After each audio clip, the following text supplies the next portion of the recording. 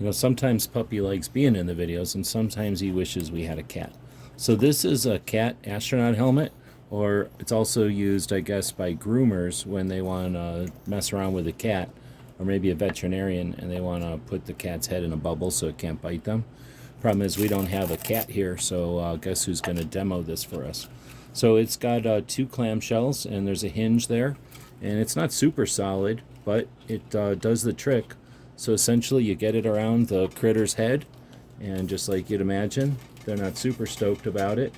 And then this Velcro kind of collar thing comes around, and I'm going to recommend a tip when you use this. Put a little bend in the end of the Velcro. It's such strong Velcro that you can miss, well, I guess I didn't get his ear in there. You can miss the end of the Velcro and make it tough to get off of there. But this is essentially now, I keep telling him he looks like he's got a cosmonaut costume on. But this, I guess, if you were going to be mean to a cat now, you could trim its nails and it wouldn't bite you, or you could poke it or whatever you're going to do to it in the veterinarian's office.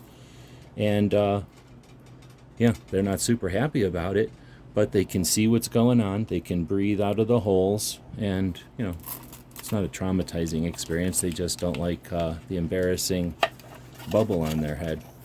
But I think it's a great idea, especially for cats that are unruly, unlike well-behaved dogs like this. So hope that helps to see how this thing works and how it might work with your critter. You want to put this back on? I don't think he does.